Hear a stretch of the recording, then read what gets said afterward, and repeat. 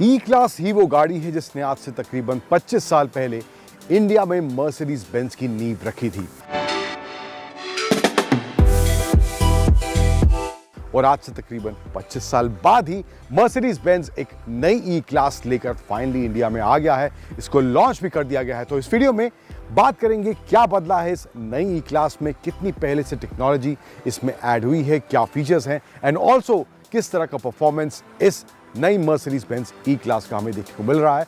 बात करने वाला हूं उन सभी के बारे में मैं आपसे इस वीडियो में। और वीडियो के अंत में हमेशा की तरह बात करेंगे 3 धांसू और 3 नॉट धांसू एलिमेंट्स क्या लगे मुझे इस नई ई क्लास को एक्सपीरियंस करने के बाद। नमस्कार, स्वागत है आप सभी का टाइम्स ड्राइव में। मैं हूं अंकुर तनेजा। शुरुआत करते हैं इस मर्सिडीज बेंज ई क्लास के रिव्यू की।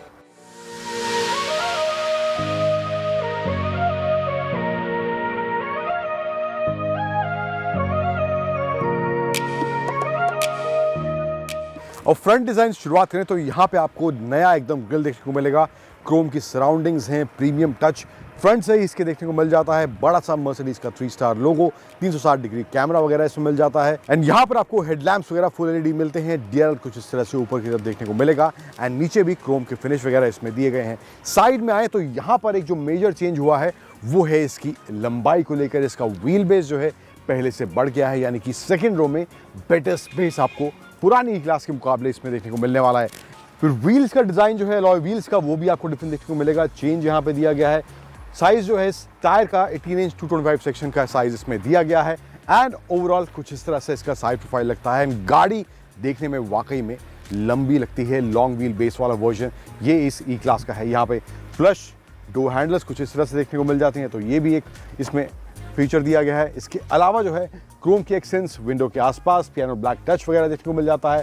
पैनोरामिक सनरूफ दी गई है, 2 भाग में डिवाइडेड है, लेकिन पीछे की तरफ आए तो यहाँ पर आपको टेल लैम्प का सेक्शन जो है वो भी डिफरेंट देखने को मिलने वाला है। एंड स्पेशली जो एक हाईलाइट इसके टेल लैम्प की बात करूँ, यहाँ पे 3 स्टार पैटर्न में इसकी लाइट्स दी गई हैं, 2 यहाँ पे लाइट्स दी गई हैं, तो ये वाकई देखने में यूनिक जरूर लगती हैं, स्पेशली रात में जब ये लिट अप होती हैं। E200 की बैजिंग है एंड इसके अलावा सेंटर में मर्सिडीज का लोगो। क्रोम के एक्सेंट्स आपको हेडलाइट के ऊपर देखने को मिल जाएंगे एंड नीचे भी आपको क्रोम के एलिमेंट्स यहाँ पे इसमें दिए गए हैं। रियर बम्पर के अंदर सेंसर्स वगैरह ऑफ कोर्स थ्रू आउट आपको साइड, फ्रंट एंड रियर में भी देखने को मिल जाते हैं। तो ये कुछ मामला है इन टर्म्स ऑफ एक्सटीरियर डिजाइन इस नई मर्सिडीज बेंज ई क्लास का।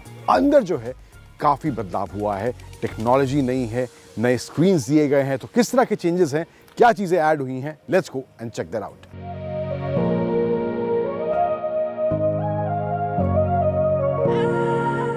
अब अंदर बैठ के फ्रंट रो की यहाँ पे बात करें तो यहाँ पे सबसे पहले आपको ये नया सुपर स्क्रीन मर्सिडीज ने जो इस नई क्लास में दिया है तो ये आपको देखने को मिलेगा। सेंटर में बड़ा सा टच स्क्रीन इंफोटेनमेंट सिस्टम दिया गया है। पैसेंजर के अलग से डिस्प्ले है and full digital instrument cluster भी यहाँ पे आपको इसमें मिल जाता है।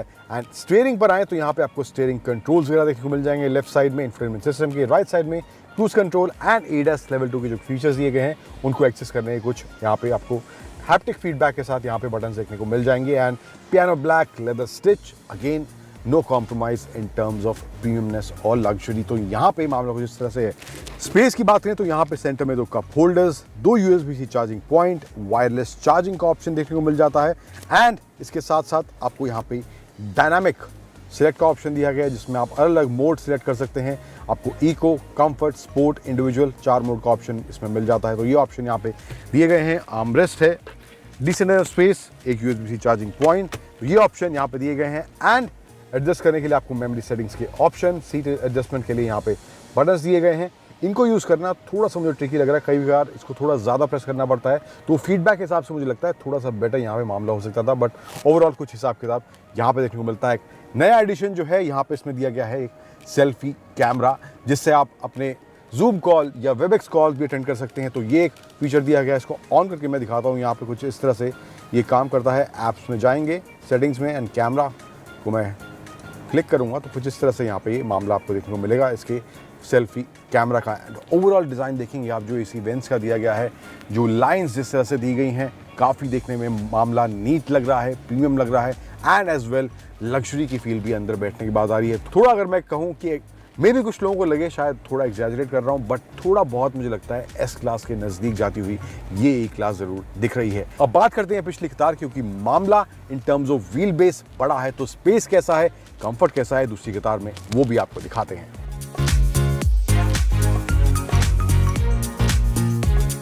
अब सेकंड कतार में बैठने के बाद आगे की सीट मैंने अपने हिसाब से एडजस्ट करी हुई थी, तो यहाँ पे स्पेस देखेंगे, लेग रूम अच्छा खासा है, कोई दिक्कत नहीं है। थाई सपोर्ट अच्छा खासा है, इन केस आपको दिक्कत हो रही है तो आप थाई सपोर्ट एडजस्ट भी कर सकते हैं। तो यहाँ पे कुछ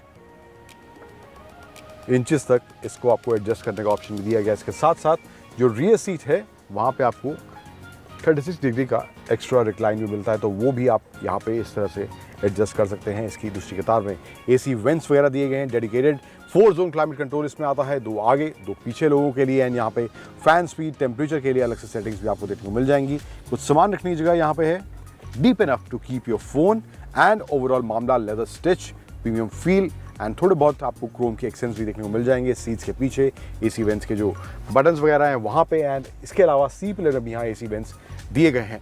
सनरूफ की जो बात कर रहा था, स्प्लिट सनरूफ है, यहाँ 2 भाग में डिवाइडेड है एंड पैनोरामिक दी गई है, तो ये मामला ओवरऑल यहाँ पे देखने को मिलता है। एंड सेंटर आर्मरेस्ट की बात करूँ तो यहाँ पे कुछ इस तरह से आर्मरेस्ट आपको दिया गया है, wide enough for both passengers, wireless charging और 2 फोन रखने का ऑप्शन दिया गया है। एंड यहाँ पे भी कुछ सामान रखने का स्पेस आपको यहाँ पे मिल जाता है इसके आर्मरेस्ट के अंदर भी। इन केस आप 3 लोगों को बैठाना चाहते हैं तो मुझे लगता है वो पॉसिबल नहीं होगा because of this tunnel that is there. तो 2 लोग कंफर्टेबली बैठ सकते हैं, लेकिन 3 लोगों का मुझे लगता है मामला यहाँ पे प्रैक्टिकल बिल्कुल भी नहीं है। अब परफॉर्मेंस की बात करते हैं, किस तरह से नई क्लास चलाने में है, किस तरह से ओवरऑल ड्राइव और हैंडलिंग है इसकी। आगे बढ़ते हैं और बात करते हैं उसकी।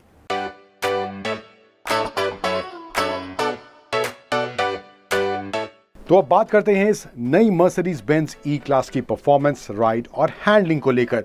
पहले नजर डालते हैं इसके इंजन स्पेसिफिकेशंस पर। तो मेरे साथ जो वर्जन था वो पेट्रोल वर्जन था E200 वाला। तो परफॉर्मेंस की बात करूं तो इनिशियली परफॉर्मेंस अच्छा है, पावर डिलीवरी अच्छा देखने को मिलता है।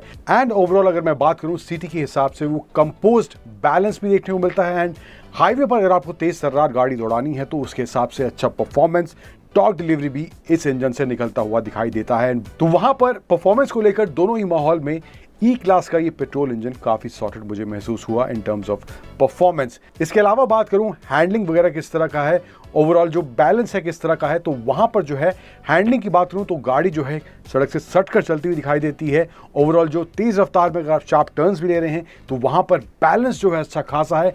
टायर्स की जो ग्रिप है वो भी अच्छी देखने को मिलती है।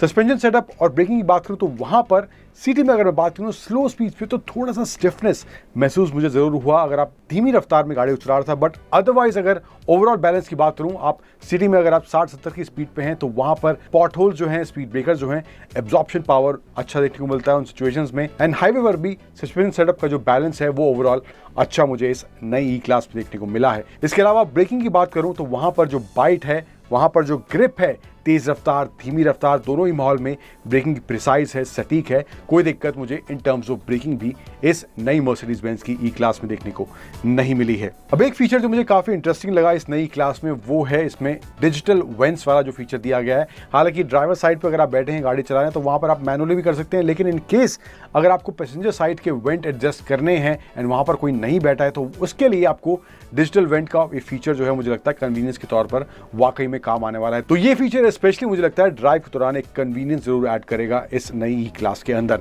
But overall as a product की अगर बात करूं तो वहां पर जिस तरह का प्राइसिंग इसमें रखा गया है, जो इंजन ऑप्शंस हैं, पेट्रोल का ऑप्शन है, डीजल इंजन का ऑप्शन है और एक और ऑप्शन जो ऐड हुआ है इस नई क्लास में वो है E450 को लेकर, तो वो भी एक एडिशनल इंजन ऑप्शन मर्सिडीज अपनी इस नई 2024 ई क्लास में दे रही है। तो वहां पर इंजन ऑप्शन को लेकर भी मामले में सॉलिड महसूस होता है। एंड ओवरऑल इंजन और गियर बॉक्स कॉम्बिनेशन की बात करूं तो वहां पर भी प्रिसाइजनेस मुझे देखने को मिली है। कोई दिक्कत मुझे इन टर्म्स ऑफ गियर बॉक्स भी इस नई क्लास में देखने को नहीं मिली है। अब बात करते हैं धांसू और नॉट सो धांसू एलिमेंट्स क्या लगे मुझे इस नई मर्सिडीज बेंज ई क्लास को एक्सपीरियंस करने के बाद। तो पहले बात करते हैं नॉट सो धांसू एलिमेंट्स की। इसमें से पहला है इसके स्टीयरिंग पर जो कंट्रोल्स दिए गए हैं। हाल ही में जो मर्सिडीज की और भी गाड़ियां आ रही हैं वहां पर भी कुछ ऐसा ही लेआउट देखने को मिलता है, लेकिन यहाँ पर मुझे लगता है काफ़ी छोटा एरिया है, बहुत कुछ मामला इन टर्म्स ऑफ हिप्टिक फीडबैक दिया गया है। ड्राइव करते वक्त भी कभी कभार ये एक आध बार मुझसे प्रेस भी हुआ है, तो वो मुझे लगता है थोड़ा सा सॉलिड होता तो बेटर मामला यहाँ पे हो सकता था। देन दूसरा नॉट धांसू एलिमेंट जो मुझे लगा है इसके बारे में वो है इसकी सस्पेंशन सेटअप को लेके। हालांकि ओवरऑल जो राइड है, ओवरऑल जो बैलेंस है गाड़ी का तेज रफ्तार में कमेंडेबल है, लेकिन स्लो स्पीड में, सिटी स्पीड्स में अगर आप थोड़े बहुत खराब रास्ते से निकल रहे हैं तो वहाँ पे सस्पेंशन आपको इसका स्टिफ थोड़ा महसूस होगा। तो वो एरिया मुझे लगता है थोड़ा सा और बेटर होता, तो सिटी राइड स्लो स्पीड पे थोड़ी और आपको बेटर लग सकती थी। अब बात करते हैं धांसू एलिमेंट्स क्या लगे मुझे इस नई क्लास को एक्सपीरियंस करने के बाद, जिसमें से पहला है इसका ओवरऑल डिज़ाइन जिस तरह से बदला है। एक्सटीरियर का जो लुक है, साइड प्रोफाइल जो है वाकई में देखने में पहले से काफ़ी बेहतर ज़रूर लग रही है।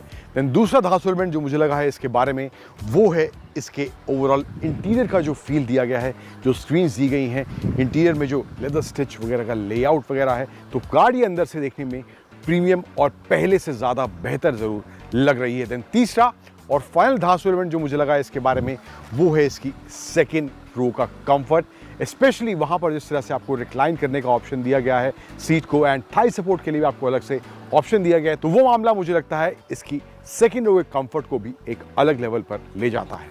अब ओवरऑल एज अ पैकेज की जो मैं बात कह रहा था, तो वहाँ पर जिस तरह की प्राइसिंग मर्सिडीज ने इस नई ई क्लास में रखी है और जिस तरह के चेंजेस मर्सिडीज ने इस नई ई क्लास में की हैं, तो वहाँ पर लॉन्गर व्हील बेस है, नए फीचर्स हैं, और इंटरनली स्पेशली कैबिन की बात करूँ तो वहाँ पर काफ़ी चेंज करे गए हैं, नई स्क्रीन देखने को मिलती हैं और काफ़ी ज़्यादा फीचर रिच मुझे लगता है पहले के मुकाबले ये नई ई क्लास हो गई है। एंड ओवरऑल ड्राइव एक्सपीरियंस भी जिस प्राइस पॉइंट पर मर्सिडीज को लेके आई है उस हिसाब से काफ़ी अच्छा देखने को मिलता है। जिस तरह की लग्जरी इसमें दी गई है, जिस तरह की टेक्नोलॉजी मर्सिडीज इस ई क्लास में ऑफर कर रही है और जिस तरह की ड्राइव, हैंडलिंग और परफॉर्मेंस है, उस हिसाब से मुझे लगता है ये नई मर्सिडीज बेंज ई क्लास एक अच्छा पैकेज आपके लिए ज़रूर बन सकती है।